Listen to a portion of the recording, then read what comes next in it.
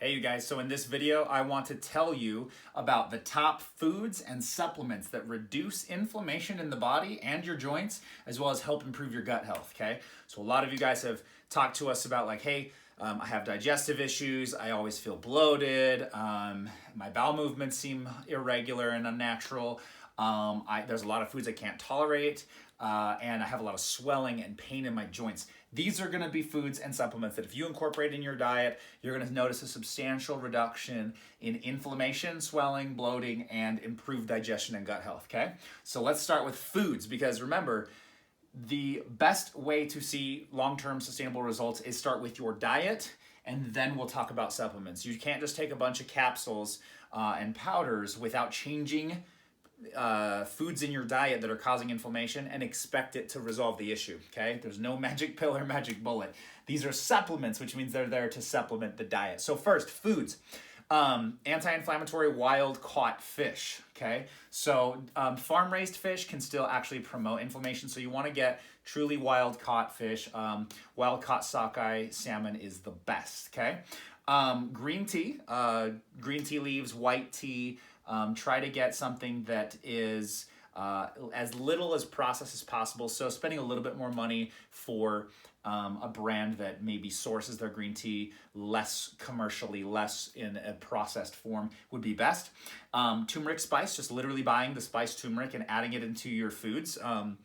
And I think a lot of Indian dishes have that spice in there too. So that's something you can add in.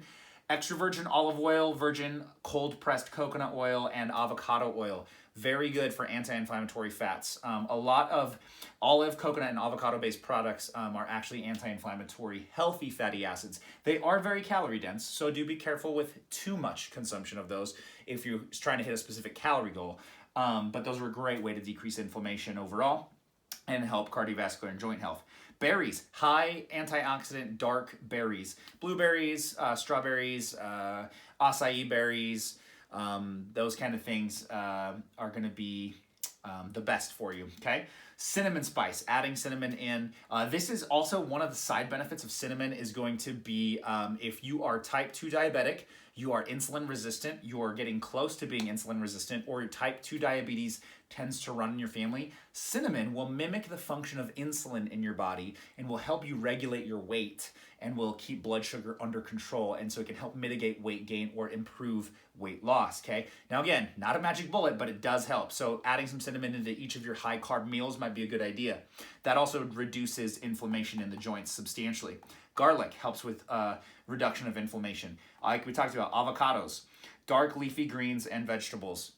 Big whoop, right? So let's focus on the fruits and vegetables in our diet to help with reducing inflammation. Ginger is a really great one. That's literally shaved ginger root. Add that into your meals and cooking for seasoning, but also for the anti-inflammatory benefits, and also just eating it. Just like when you go get sushi, if you have shaved ginger, eating ginger will be really good for gut health, reducing stomach pain, as well as decreasing inflammation. And fermented foods, things like kimchi, things like sauerkraut. If you can handle dairy, sometimes lactose, the sugar in dairy, can cause inflammation, but some people do really well with getting their probiotics, their healthy bacteria through dairy items. That might be an option too, but it depends on the person. Now, moving on to supplements. Omega-3 fatty acids, sourcing it from a really great wild-caught Alaskan fish source, or krill oil might be a good source for that.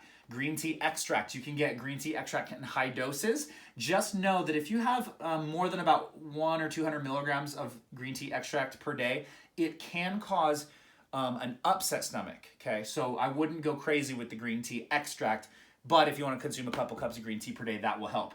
Turmeric, specifically turmeric curcumin.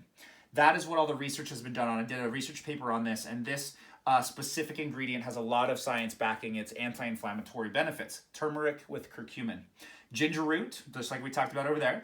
Probiotics. I do recommend you buy a probiotic that requires refrigeration and that is stocked in a refrigerated way, because probiotics are live bacteria. So, when you're buying something that's been on the shelf for 3 months and it's not refrigerated, it's possible that the multi-millions of those healthy bacteria have somewhat maybe been dying off.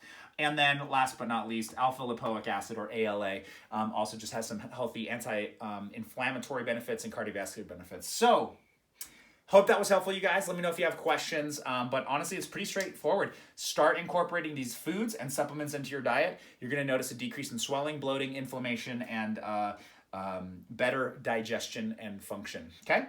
Well, let me know if you have questions in the comments. See you later. Bye.